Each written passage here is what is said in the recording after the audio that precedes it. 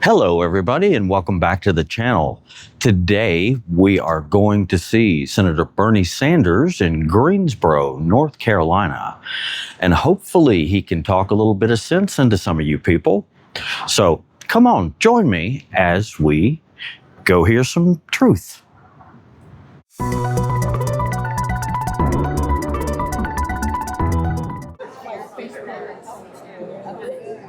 Recognize that there are people from all over the Tar Heel State here this afternoon. And maybe join in to see the remarkable Bernie Sanders and join the fighting Oligarchy Tour. What could be better? A fighting Oligarchy Tour. What could be more inherently American, more necessary, more intensely required in the country with the greatest economic inequality in the world ever? And who could be a more powerful warrior against oligarchy than the heroic senator from Vermont, Bernie Sanders?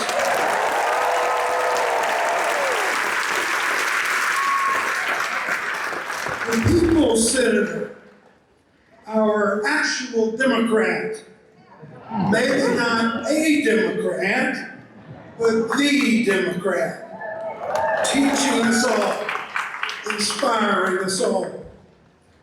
I'm Gene Nickel, a law professor from UNC. The real show's going to start in a bit. I'm just a momentary lead-off. I feel like a high school garage band asked to open for the Rolling Stones. But you are going to hear some great music in just a minute. I have a complicated history at Carolina, so I am required to say, if you're wondering, that I do not speak for the University of North Carolina. I like that arrangement. I don't speak for them. They don't speak for me.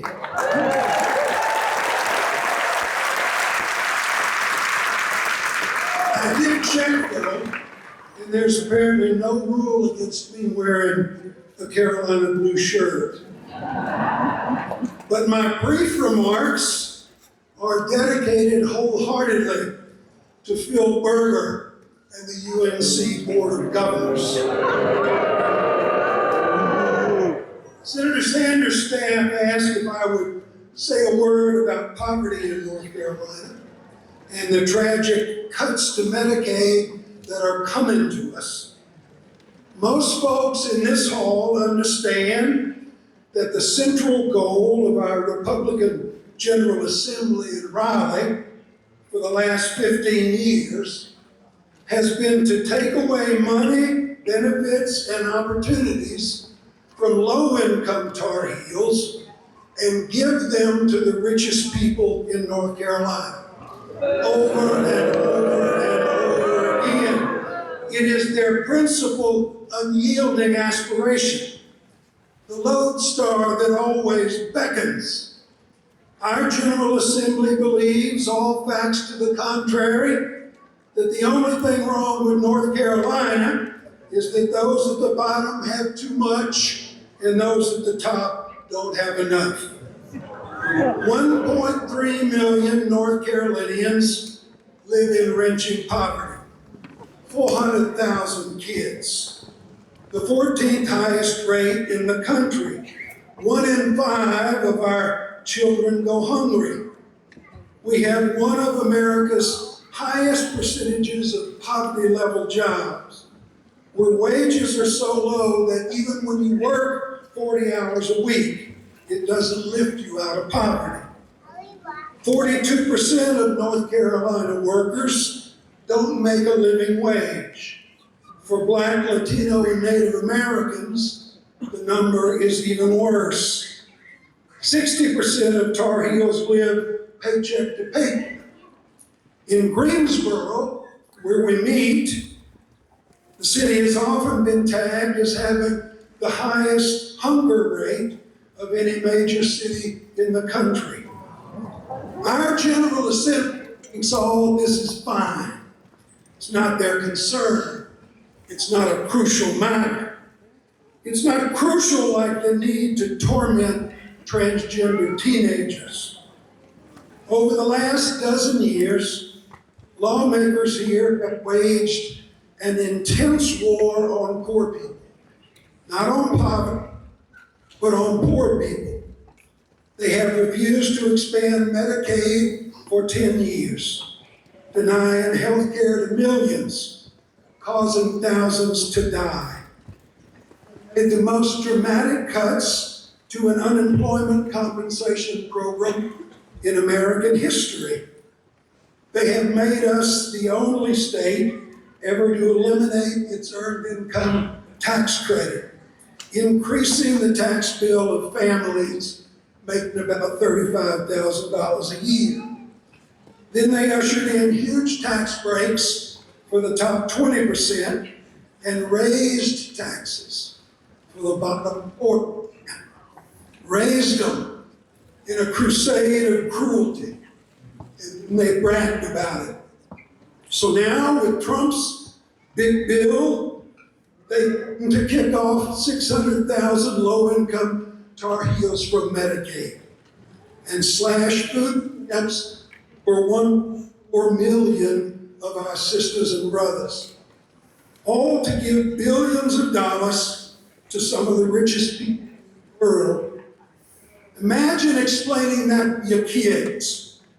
It's the apex immorality, pulled off by a bunch of purported white evangelical Christians. Somebody ought to read this.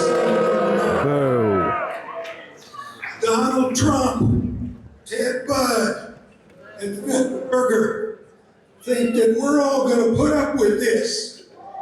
But when I look at this beautiful crowd, the only thing I can think of is these Republicans are about to fuck around and find out.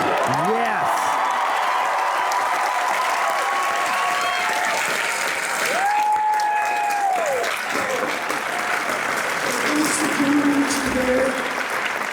As we say in North Carolina, forward together, not one step back.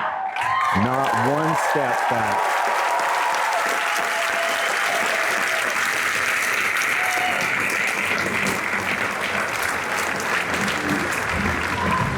Thank you, Gene. Please welcome the UNCG Neo-Black Society Gospel Choir.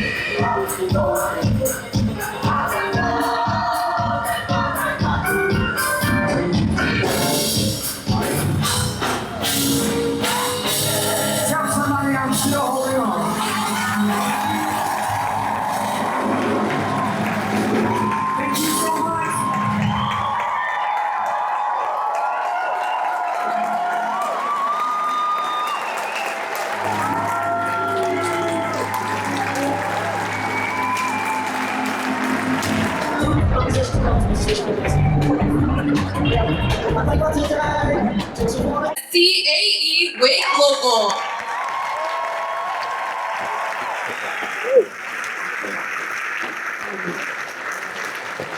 Hello, Greensboro. I'm Christina Cole, a lifelong North Carolinian and proud product of North Carolina Public Schools. I grew up in the hills and hollers of the Appalachian Mountains. I'm a high school special education teacher by trade, currently the proud president of UNC. Shout out to my union siblings in Guilford. We are part of the largest labor union in the country.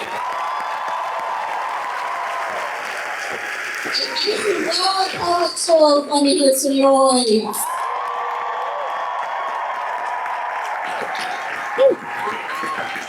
That's right, and you are here because you know billionaires are attacking public education with a vengeance. Because they know public ed is a threat to fascism. Public schools are the foundation of democracy, and public education is a threat to the oligarch agenda. Because our public schools welcome students and families regardless of race, gender, sexual orientation, language, zip code, immigration status, disability, we welcome them all.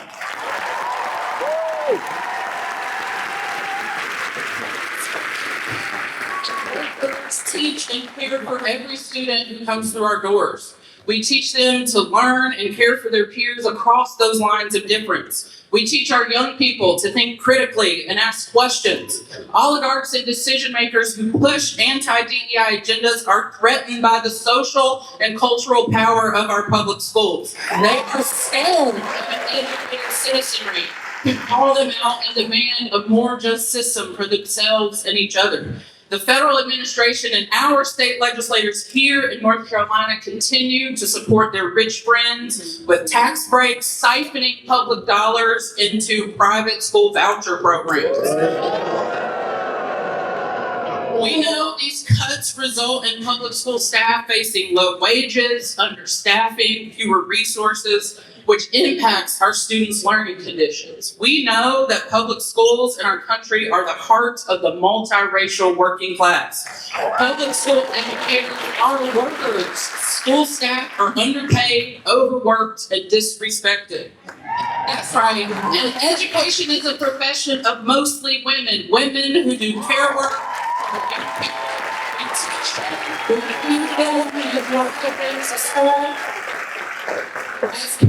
As educators are often left out of the conversation about organized labor. We are workers, and there is dignity in our work.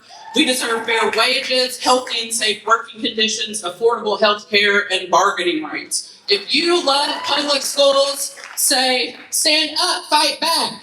Stand up, fight back. Public schools are under attack. What do? And fight back. When public schools are under attack, what do? That's right, we're ready to stand up and fight back. Next, you're going to hear from Erica Andiola, the political director of Indalon.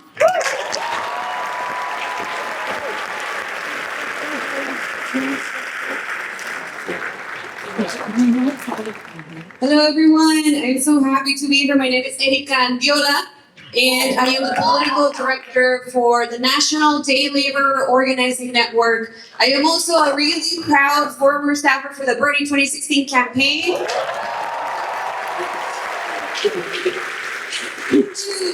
Just for a moment to imagine this. Imagine having to go to work tomorrow and looking back at your family, looking back at your pets, looking back at your home and not knowing if you're ever going to see them again.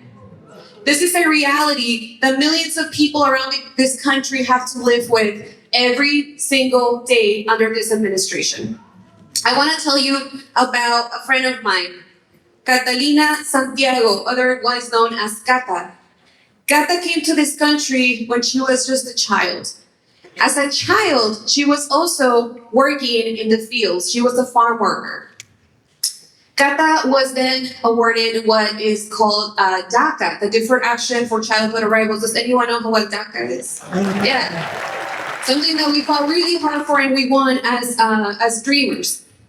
Now Gata was going to work a week ago.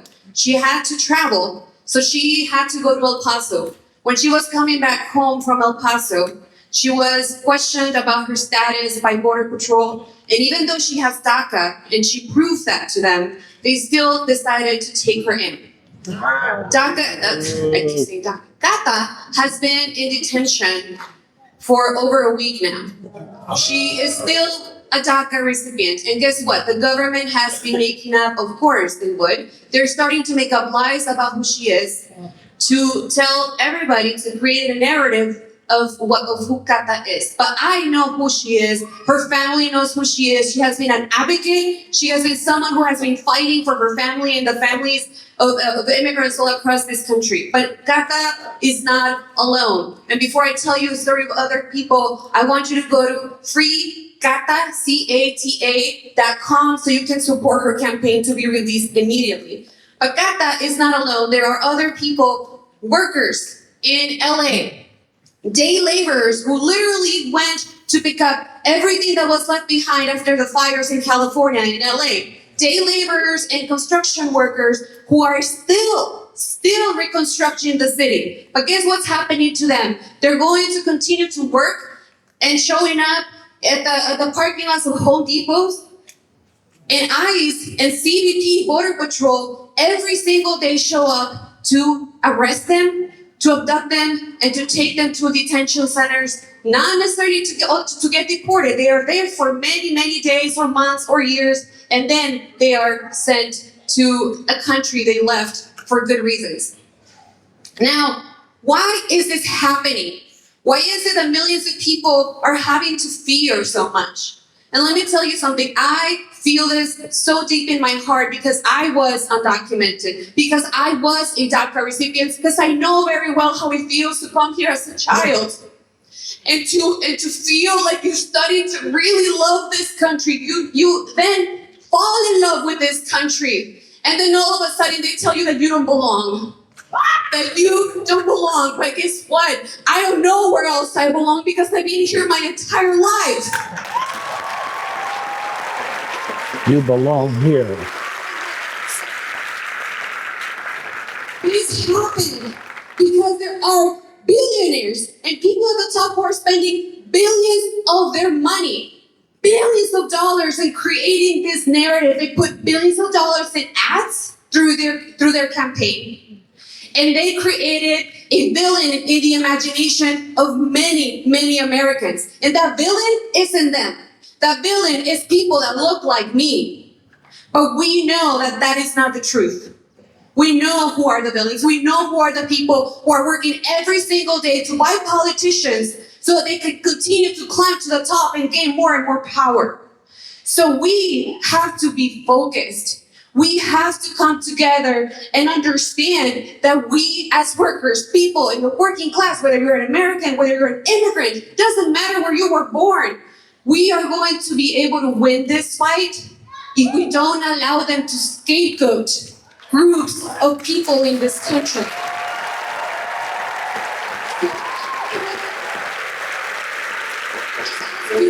You know, stay focused. Let's work together. And I will say this. We might not be able to fix things tomorrow, but we are going to continue to fight together, not get distracted, and at the end of the day, if deporting immigrants is not going to be the answer is going to be fighting side by side, organizing, and making sure that all of us can rise together. Thank you so much.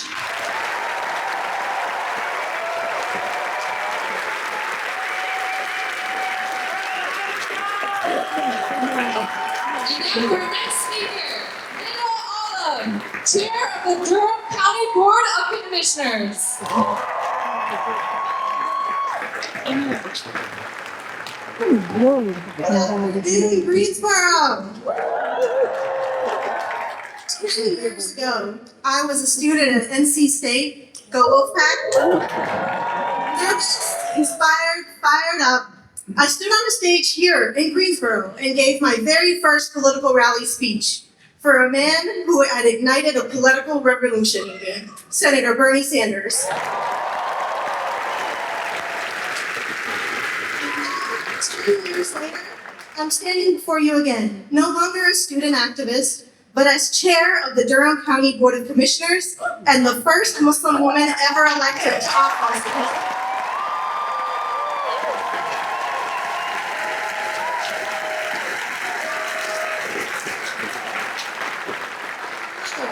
An immigrant, a proud Muslim American woman, and deeply aware of what's at stake. My parents, Ifat and Abdul Alam, they brought me and my sisters to this country to build the best possible life for us. They raised us to be proud Muslim American women, and they made sacrifices every single day to make sure we had every opportunity to have a brighter future. I didn't get into politics because I thought it would be easy. When I was 21 years old, my life changed forever. My dear friends, Diab Barakat, Yusra Abu Solha, and Razan Abu Solha were murdered by their neighbor in Chapel Hill in an anti-Muslim hate crime. It was a dark time for me, for my community, and for Muslims across this country. We were grieving, we were lost, and we were living in fear. Everywhere we looked, the media and politicians were dehumanizing and demonizing Muslims and immigrants. And then, this then 73-year-old senator from Vermont, a man I had honestly never heard of before, gave me a reason to hold on to the dream that my parents hoped for. Senator Sanders spoke about Muslim and immigrant communities not as outsiders, but as a part of this collective movement for justice and equity. We saw me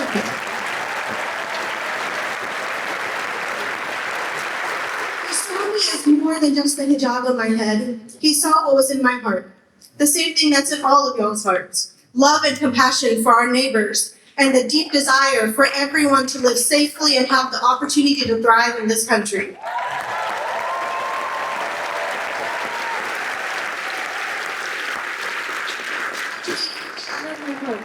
But it also lit a fire in me. I could not sit back and wish for change. I had to fight for it. Because if we don't organize, if we don't lead, if we don't rise up, our communities will continue to suffer in silence. Working families across our state are under pressure of rising costs of living. Meanwhile, Republicans in the legislature passed a law in 2021 that eliminates corporate taxes in North Carolina by 2030. Republicans continue to give their corporate billionaire friends tax cuts while they tell us we don't have the money to fully fund public schools. They say we don't have the money to fund mental health services and Medicaid. Well, I call bullshit.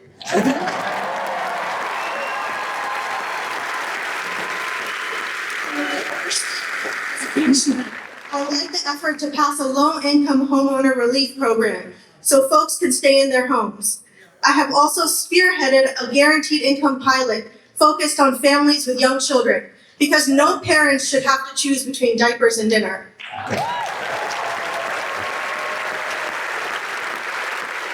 These are tangible victories that show local governments can deliver results. And we cannot talk about justice without naming injustice.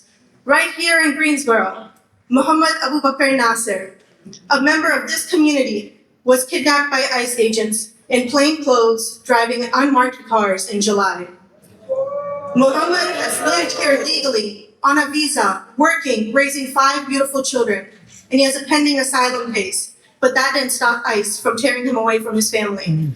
But the community fought back, and just last week, he returned home on bond.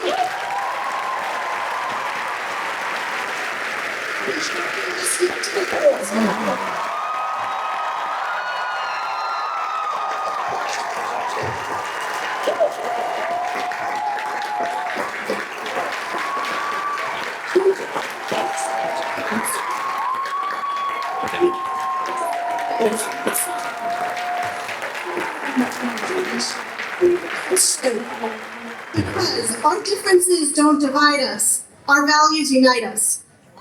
Justice must not stop at our borders. If we believe in freedom and dignity for all people, then we must believe in freedom and dignity for Palestinians too.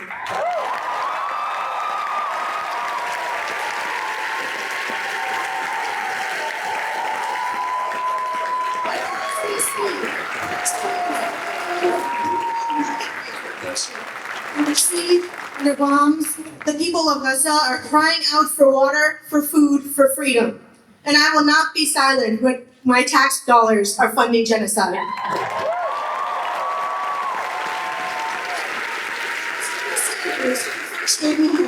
You showed me that we don't have to be a millionaire or a political insider to make a difference. You just need courage. He's been fighting for working people since before I was born.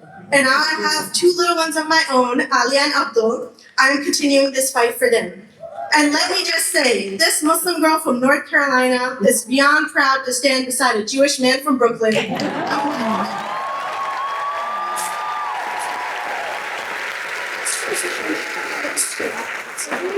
I'm ready to fight the oligarchy. Make some noise.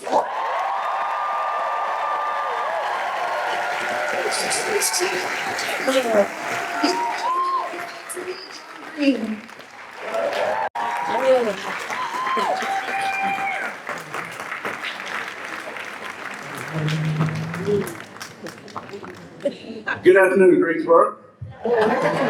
So I didn't write no speech because I found out about this Friday, but I lived life so I can come up top of my head and tell y'all a little short story. A year ago, my name is John Green. I represent the United Auto Workers Ford.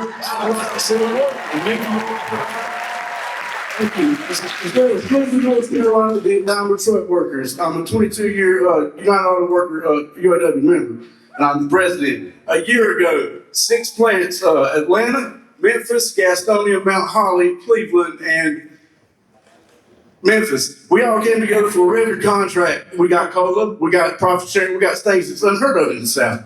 So, that being said, we did it with solidarity. That being said, I need a favor from y'all. I need solidarity with you guys. I'm here on behalf of the United Auto Workers to invite you guys to organize, unionize, and try to align your contracts for May 1st, in or around May 1st, 2028. We're going to try to get some things accomplished that what's on all of our minds. It's retiree health care, living wage, stuff like that. We're going to shoot for a 32-hour work week. Everybody's here. We need solidarity. And that's all I'm asking for. And I appreciate y'all letting me come out here today. And can I count on y'all to help me with this? Yes.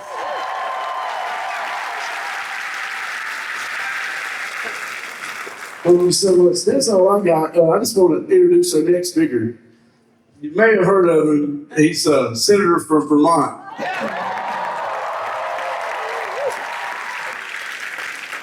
Ladies and gentlemen, Mr. Bernie Sanders.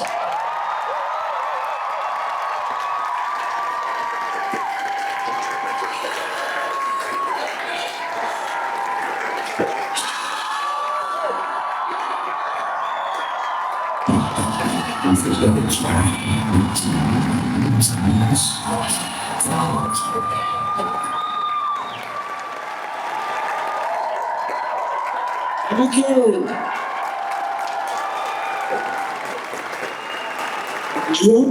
thank the UNCG Black Society Gospel Choir,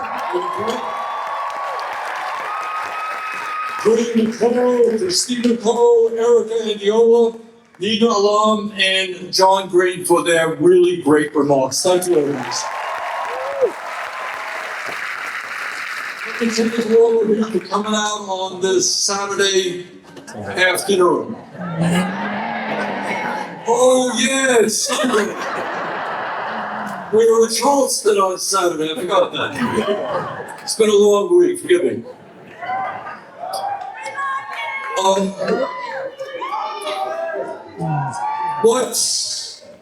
What this turnout is about, and what we just saw in Charleston yesterday, we have seen it all over this country, is the American people are making it very clear that they will not accept or live in an oligarchic society where a few billionaires control our country.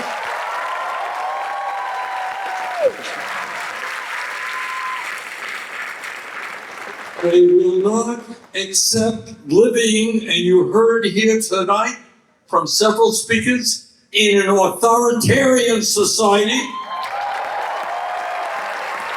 Federal agents and banks pick up people and throw them into vans, where we have a president that day after day is usurping the powers of Congress, the courts, the media. We will not accept an authoritarian society. Too many people in North Carolina, Vermont, and all over this country have put their lives on the line to fight authoritarianism, and we're not going to let Trump take that away from us.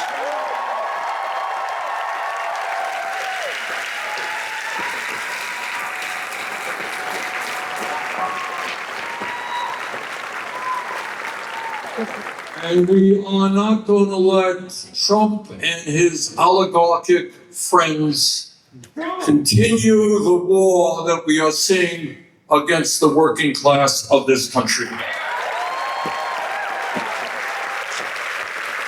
I don't care into Republican, Democrat, or Independent.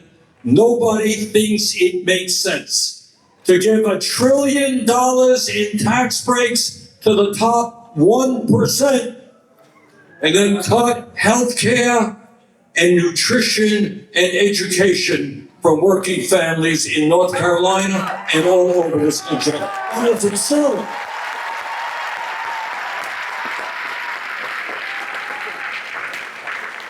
Let me take a moment, if I might, to talk a little bit about what you're not going to see in the corporate media, and you're not going to hear in the Senate or in the House of Representatives, and that is the reality of what is going on in the American economy today.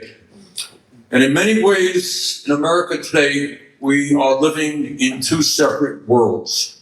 In one world, we have more income and wealth inequality than we have ever had in the history of the United States of America. Today in America, and it's almost unbelievable, I'm going to give you some facts. They're true. Hard to believe, but they are true. In America today, you got one guy, our friend Mr. Musk. One man owns more wealth than the bottom 52% of American households. The top 1% today own more wealth than the bottom 93%. The CEOs of large corporations make 350 times what their workers make. But it is actually even worse than that. Because these billionaires and these large corporations are stashing trillions and trillions of dollars in offshore secret accounts.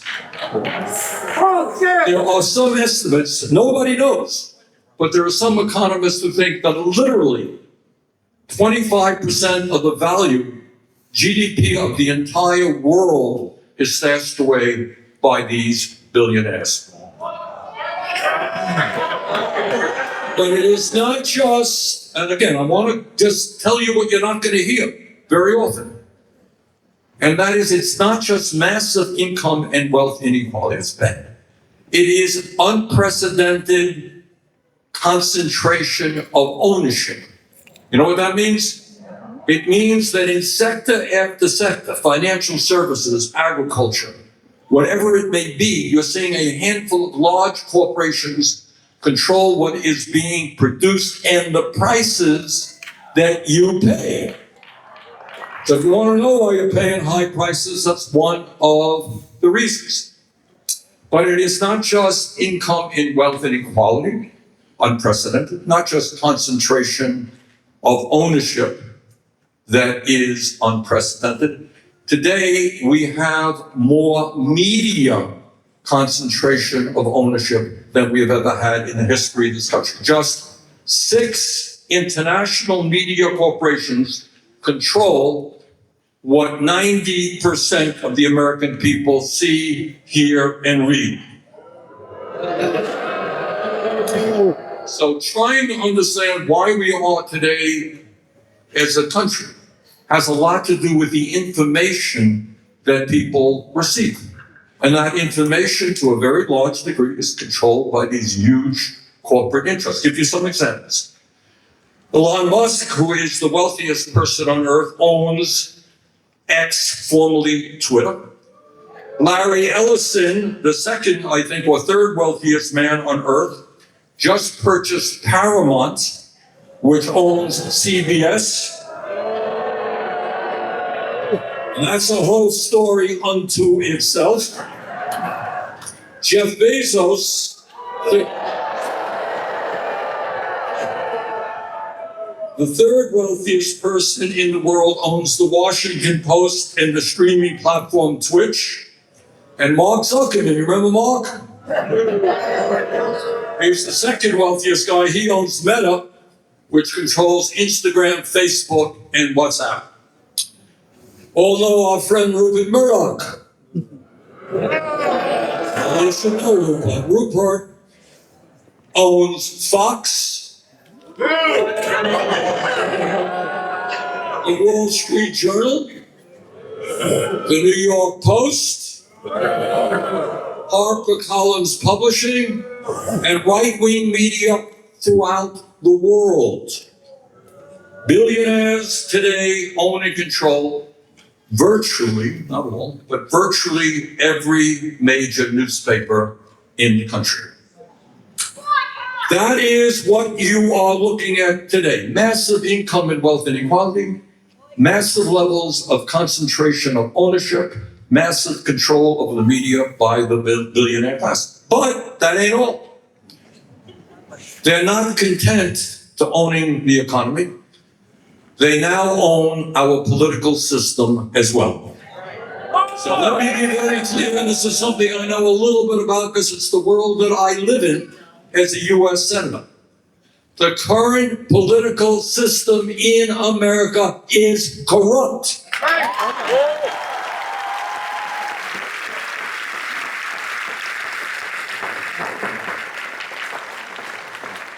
As a result of the disastrous Citizens United Supreme Court decision,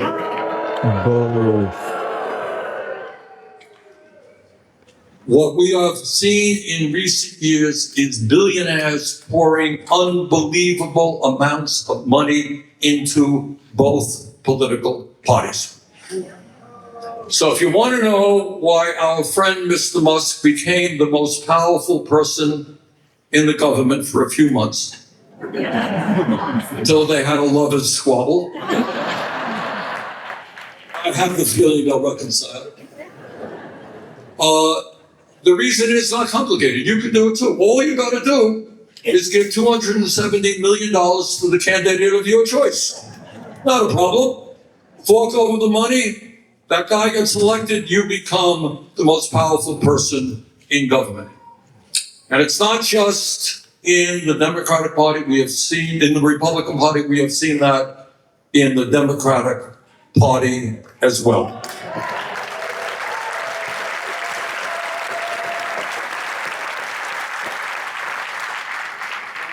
So, other than massive income and wealth inequality, massive concentration of ownership, massive corporate control over the media and billionaire control over the political system, we're doing pretty good. Now that's one world. And in truth, it is a world in which the top 1% today have never, ever had it so good. Never before have we been in this country in a moment where so few had so much wealth and power, while so many had neither. That's one world. Now let me tell you about another world, a world that most of you live in. And that is that in the wealthiest country in the history of the world, which is what we are today, some 60% of our people are living paycheck to paycheck. You all know what living paycheck to paycheck is about? Yeah. Now, I grew up in a family that lived paycheck to paycheck. And all over this country, right now, as we speak, people are wondering. I was just the other day, we were in a town, Saturday. We were in a very rural area in West Virginia, in Mingo County. And this is a town, an area where 74% of the people voted for Trump, which is a whole other story. And I asked the people there, we had hundreds and hundreds of people coming out to the meeting. And I said, tell me, what does living paycheck to paycheck mean here in Mingo County, a very rural, poor community in West Virginia? This woman gets up, she's holding a baby in her arms. She says, it means that I cry when I go to the grocery store because she can't afford to buy the quality food that she wants for her kids, or even enough food.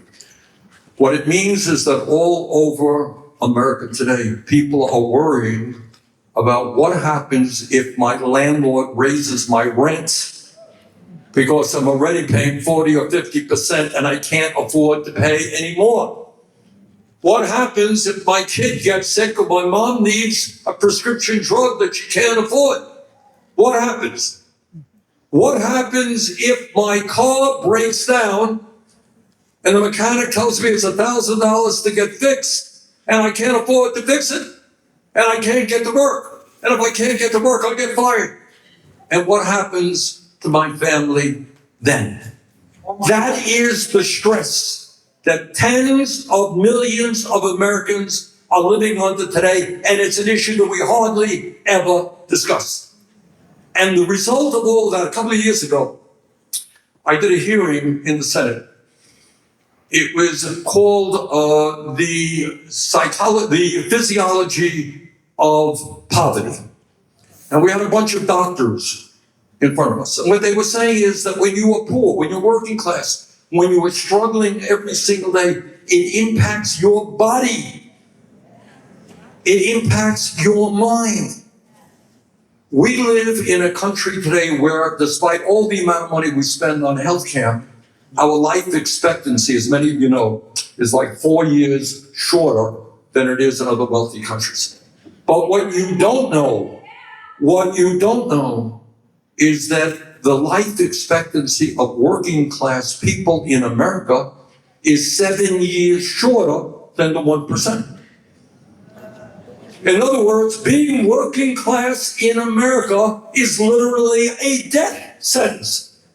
How crazy and outrageous is that in the wealthiest country on earth?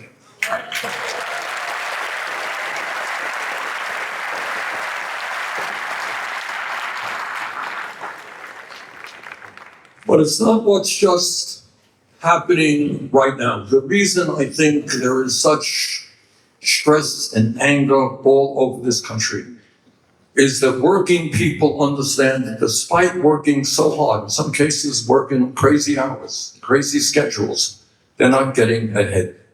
And here's the fact, again, that we don't talk about very much.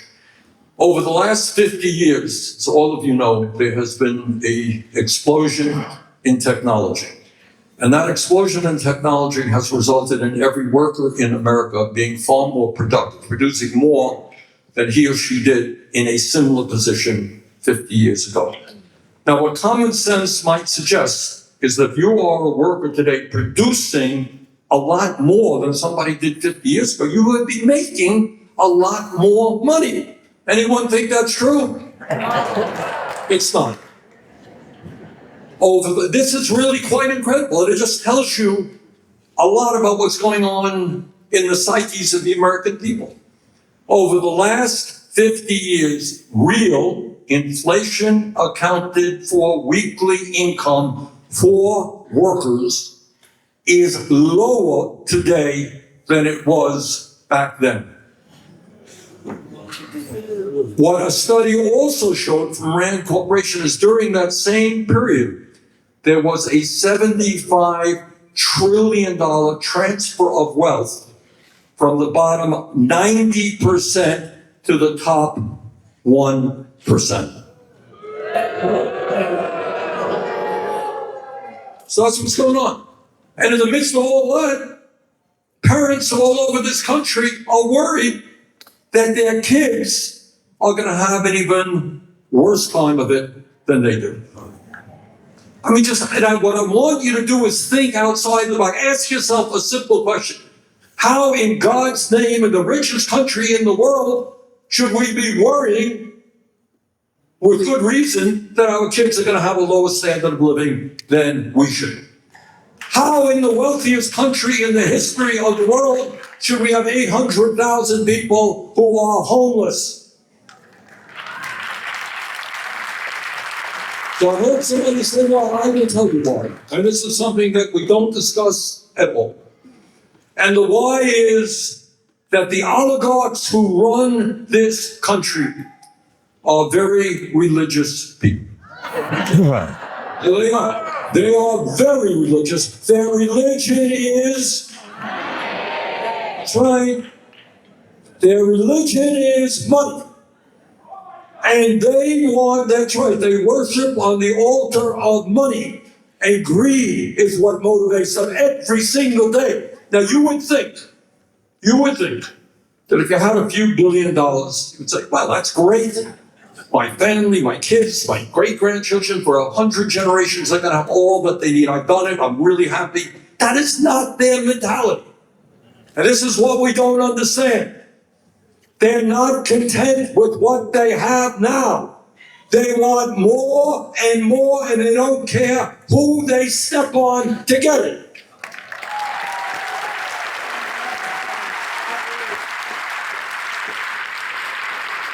And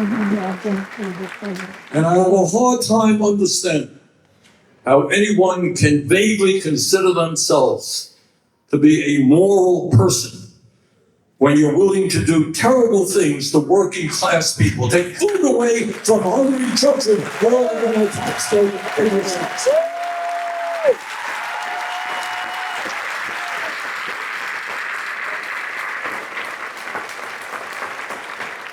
Now, I know there are a lot of people in North Carolina who voted for Trump, but I want to say a word to them.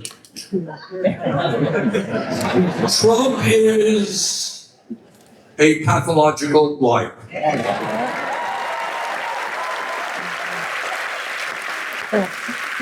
So he will say anything at any time for any reason. And he ran for president, and he said, well, I'm going to be a candidate, I'm going to represent working people who are hurting, I'm going to represent them. Let me tell you what is in this big, beautiful bill that the Republicans passed.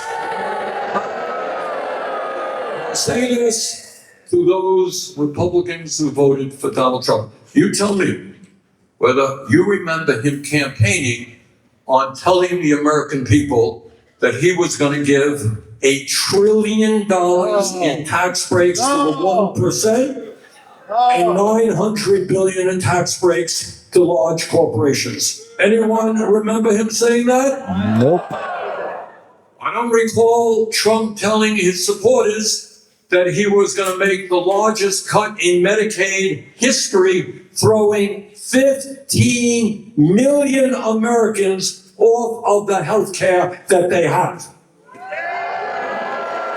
And not only that, because there were cuts to the Affordable Care Act, it means there are going to be significant increases in health insurance premiums all across this country.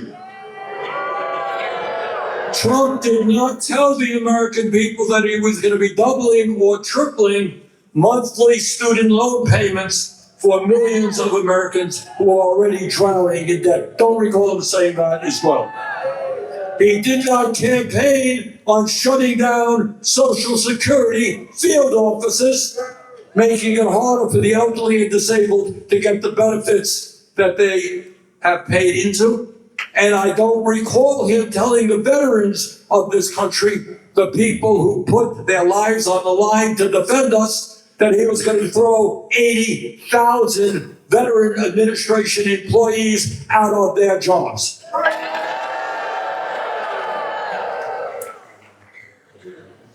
So in other words, when you got in the White House now, After all is said and done, and every day there's another story, I know he's doing this, he's doing that. They move very quickly. But at the end of the day, the bottom line is that you got a president who is surrounded by oligarchs and works for the oligarchs. I say that, remember, I don't know how it happened, but I got pushed on the front when Trump gave was inaugurated. And I was like a few feet away from him when he took the oath of office. And some of you may remember, I want everybody to remember this. Right behind them were Mr. Musk, Mr. Bezos, Mr. Zuckerberg, three wealthiest guys in America. Right behind them, seated, were another 13 billionaires who Trump had nominated to head various government agencies. You know, in this crazy moment in history, I reflect a little bit about what I learned in the 8th grade, where we studied American history. And I remember Abraham Lincoln being on the battlefield of Gettysburg a few days after that terrible, terrible battle, which helped finally end slavery in America. And Lincoln stood there just a few days after tens of thousands of people had died. He said, you know, what our vision for America is, so that these people did not die in vain, is a government of the people. That is what we believe in. Not a government of the billionaires, for the billionaires, and by the billionaires.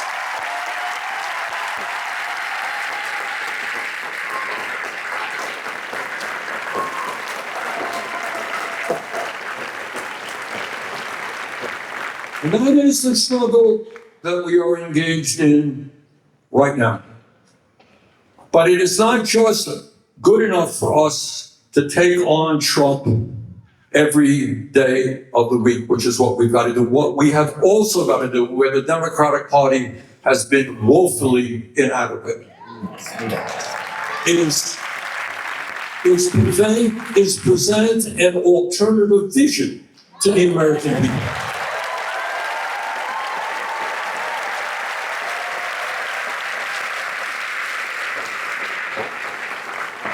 And that vision starts with the fact that in the wealthiest country in the history of the world, which is going to be made wealthier, this is a whole other discussion about artificial intelligence and robotics. And by the way, just an aside on that one, AI and robotics are going to transform the economy and our way of life.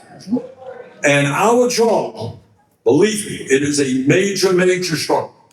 But our job right now is to demand in the loudest possible way and in every way that we can, is that the benefits of AI and robotics accrue to the working class of this country, not just the corporate class.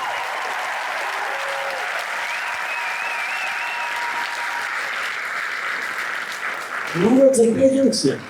Yes, if we don't get a handle on that, a lot of jobs are going to be destroyed and a lot of people are going to be thrown out on the street.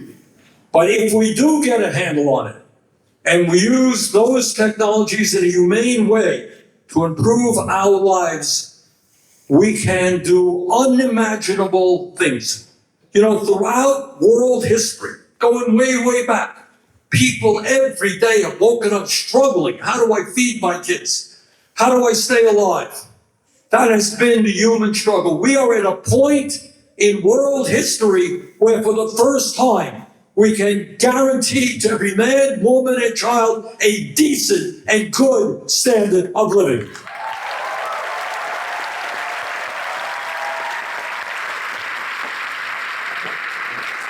That is not utopian thinking.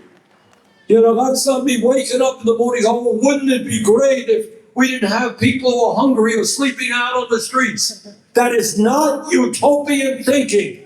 We can do it if we have the right people and the right policy makers making those decisions.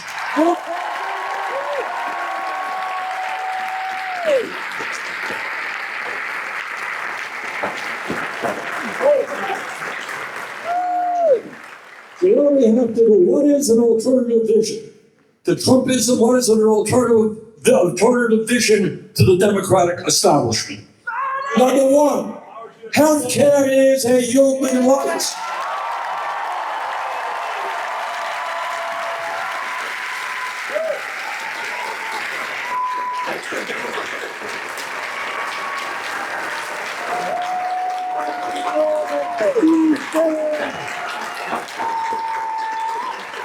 When everybody comes before you, Democrat and Republican, you ask them, they want your vote? You say, tell me why we are the only major country on earth, despite spending twice as much per capita on healthcare, we're the only major country not to guarantee healthcare for all people.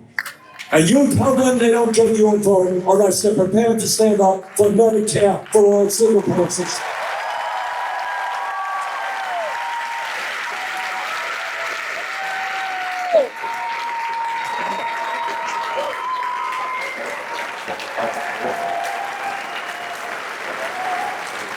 And again, in terms of healthcare, this is not even a question of money. We are spending more than enough money to guarantee healthcare to all people. The problem is the current healthcare system is not designed to provide quality care for all. It's designed successfully to make huge profits for the insurance companies and the drug companies.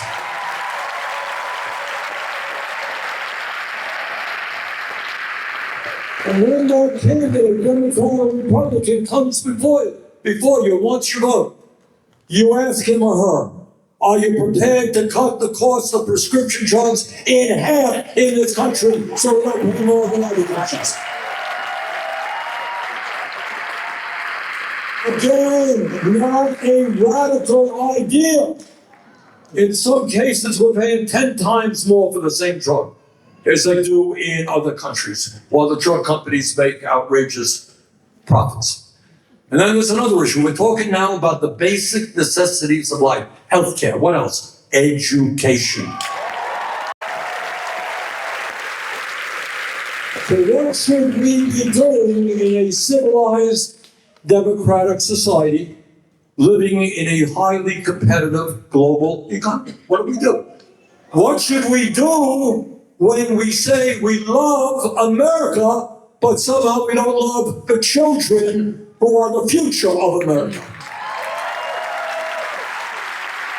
So that's a radical idea. Let us love our kids. Let's end the embarrassment of having the highest rate of childhood poverty of almost any major country on earth.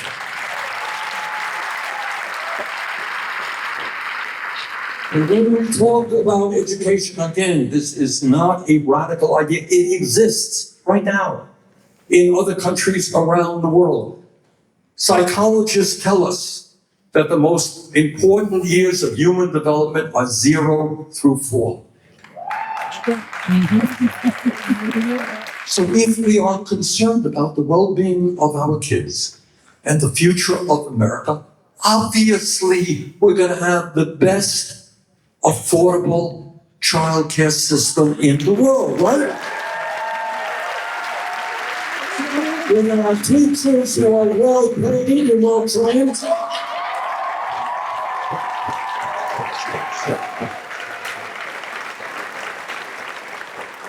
not so many decades ago, the United States led the world in terms of education, in terms of the percentage of our people who had a higher education degree. No longer the case.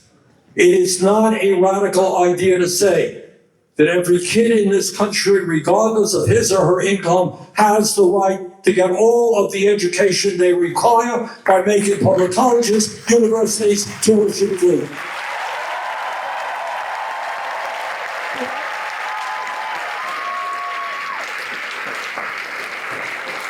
Not a radical idea. 20 million households in America are spending half of their income on housing that's not affordable. Instead of spending another $150 billion on the military, which was in recent legislation. How about building 5 million units of low-income and affordable housing?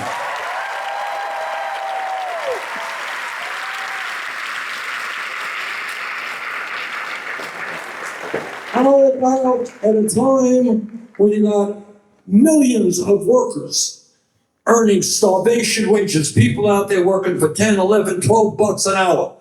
How about raising the minimum wage to a living wage at least $17 an hour?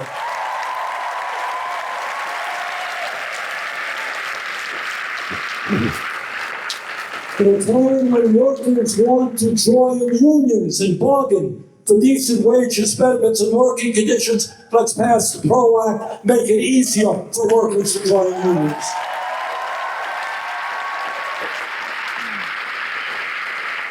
Maybe, just maybe, we should not be one of the very, very few countries on earth that does not have guaranteed paid family and medical leave.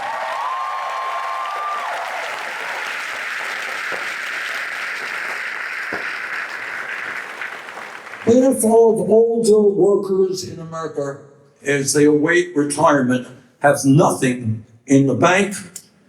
22% of seniors, and this is quite unbelievable, are trying to survive on $15,000 a year or less.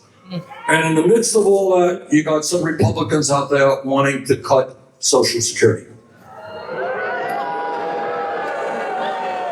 We are not going to cut Social Security. We're going to increase Social Security benefits.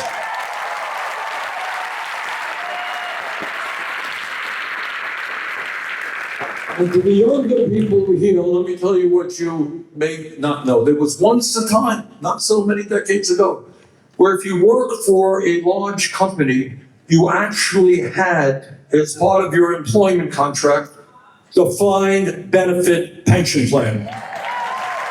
That means you knew what you were going to get when you retired. Well, the corporate world killed that. We're going to bring it back.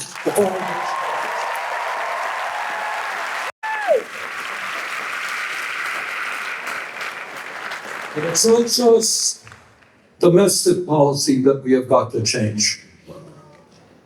As some of you may know, I've been leading the effort in the Senate to end military aid to Netanyahu and the Israeli.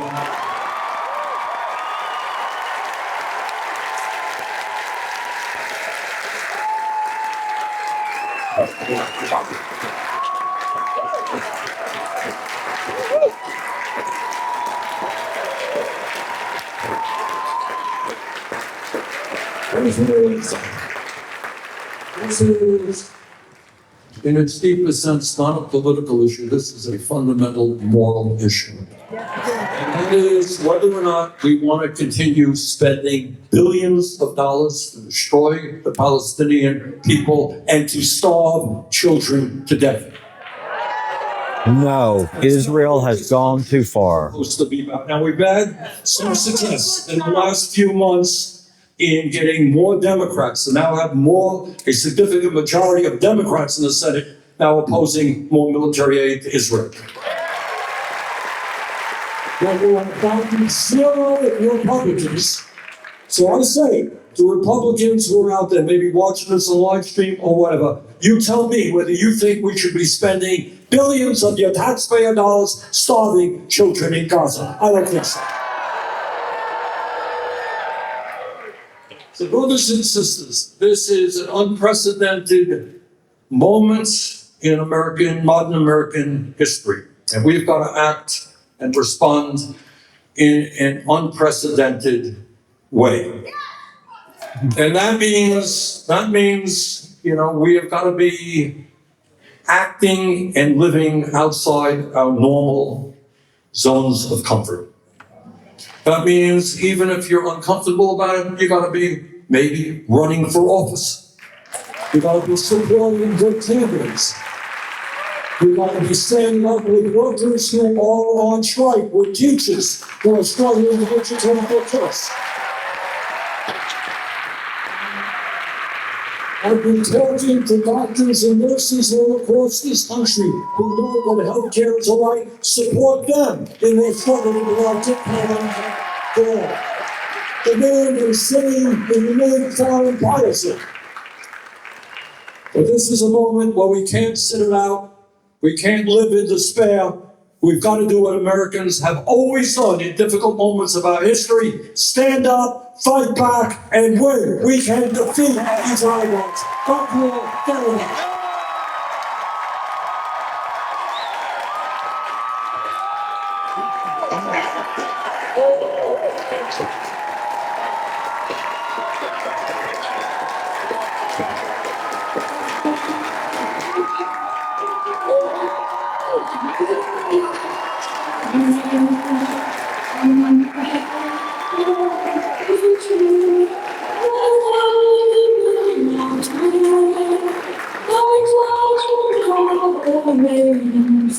And it's not and song discloses for the people here are singing red and roses, red and roses.